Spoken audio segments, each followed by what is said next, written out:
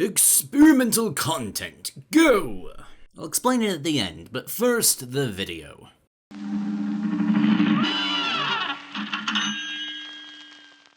So I made this video a while back, rebooting Smash Brothers. Always a fun topic. Slapped together a few ideas and threw them to the masses. I think this video is bad. Not because of the core ideas, but because I didn't commit to what I value about this topic. Didn't hold to my ideals. I was talking about rebooting Smash Brothers and really only discussing the roster. But here's the thing, a thesis I submit to you all.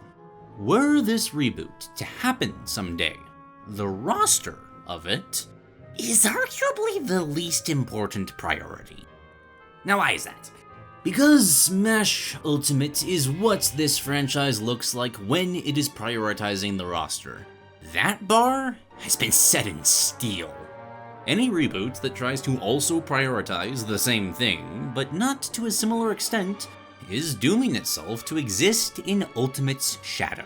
Designed to be a concession, not a step forward, which is not what a reboot should be.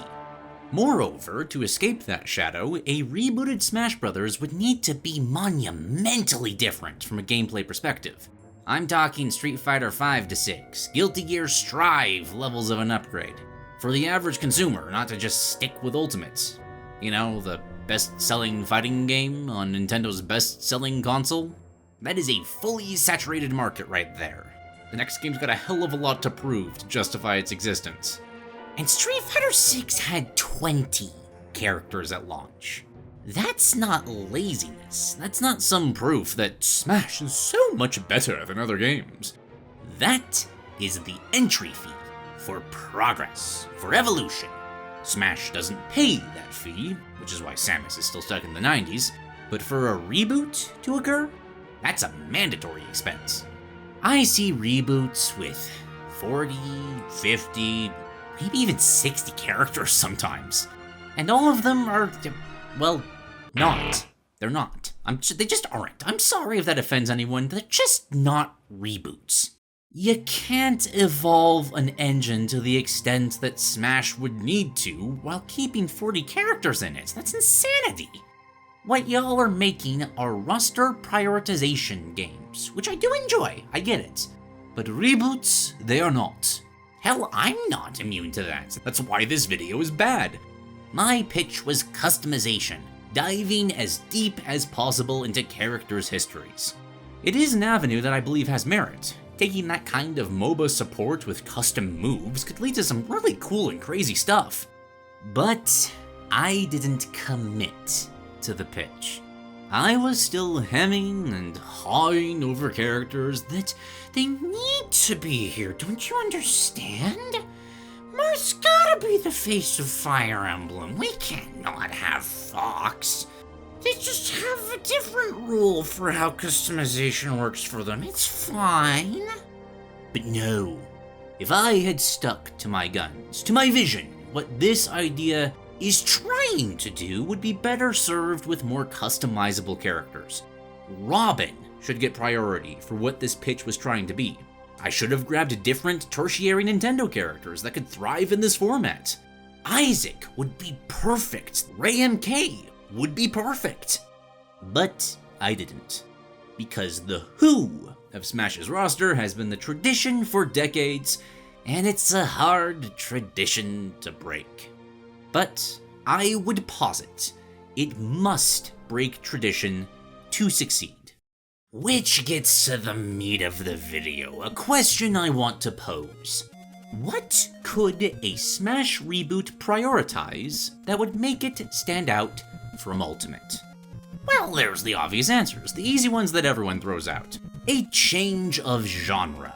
Hell, that's probably the most likely path given Namco's involvement. I would not be surprised to see the next Smash be some kind of 3D fighter. That circumvents all these problems altogether. But I think that's the simple answer, the boring one, and I want to dig deeper. Because there are other directions that could be taken. For example, I would love to see a heavily themed installment. Something like Mario Strikers aesthetic, but for Nintendo's roster as a whole.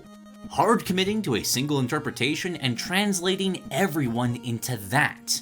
It's a weird comparison, but there's a shitty mobile game called Disney Mirrorverse that takes all the characters across Disney's properties and themes them into a combat-focused high fantasy setting. Again, bad game. Not an endorsement. But it gets across what I'm trying to say. Some characters are already there for what it's trying to do, others must be translated, and a few end up rather uncanny. And then there's Snow White lugging around a giant dwarven pickaxe.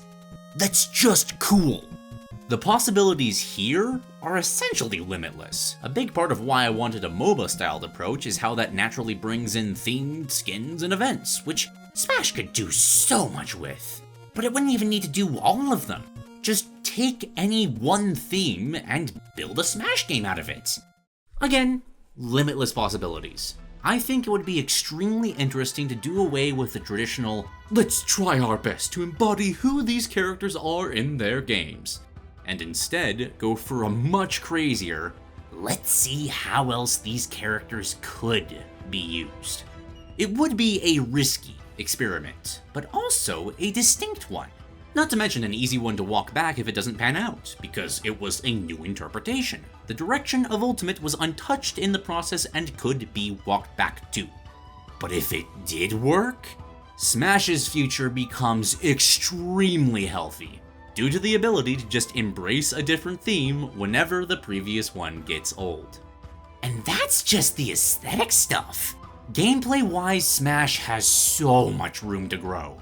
I think Ultimate, Terry in particular, has proved that Smash can implement deeper mechanics, inputs, and passive stuff without making those characters inaccessible to a casual audience. And I would love to see that become a baseline. Imagine a traditional super meter, that's just a mechanic now, seamlessly designed into a new Smash engine. And then take Bowser. Let me pitch a level 1 super for Bowser.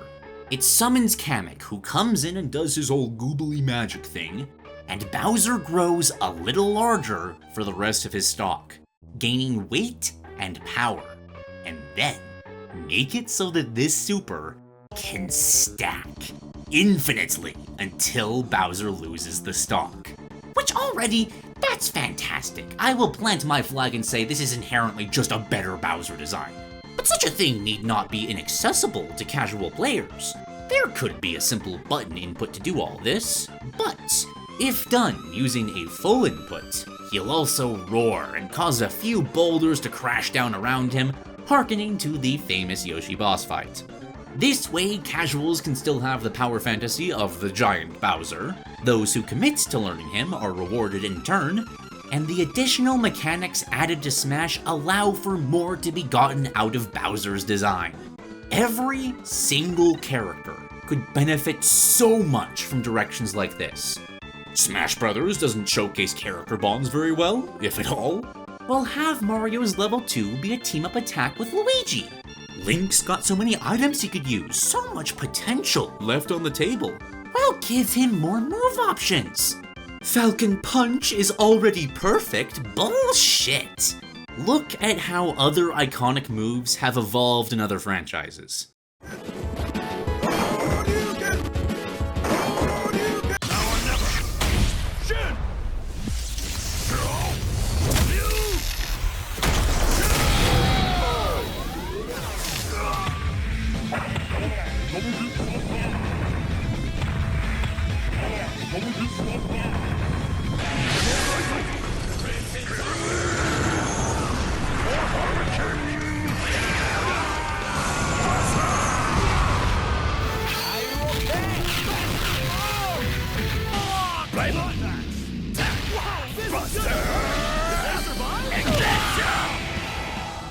Captain Falcon may be a great design, nobody's gonna argue that, but that does not mean he has no room to grow.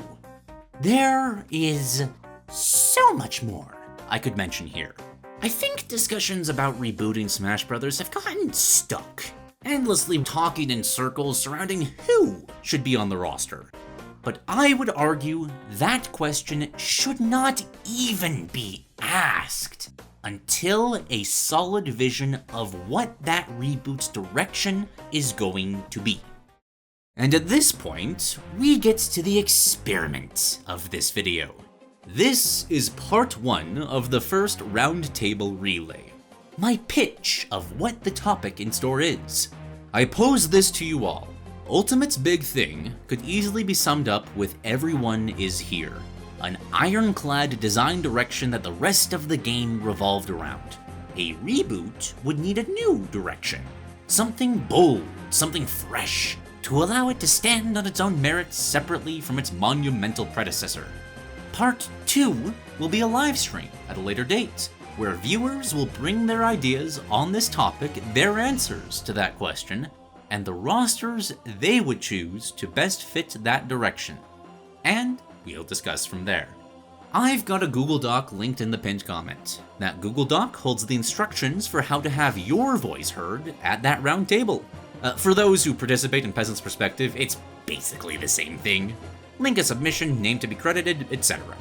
Do note, you do not need to agree with me to participate. If I'm off base, if you think Smash could reboot with 50 or 60 characters, make that opinion heard. If you think it shouldn't reboot at all, that's valid.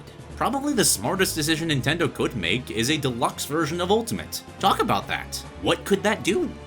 And if you have an idea for something I didn't even consider, oh, that's the best possible outcome. I want my videos of this new series to be considered as the first 30 or 40% of what a brainstorm would be, while everything else is done later, live, and with everybody's inputs. That's what this series is. So please, I've made a call. I've thrown down the gauntlet. Will you answer? Okay, at that point the video would end, but seeing as this is the first of its kind, I want to do a few important clarifications. The date of this video's part 2 is undetermined, because I want to give people time to brainstorm their thoughts, especially for a broad topic like this one, and I don't know how long that's going to take.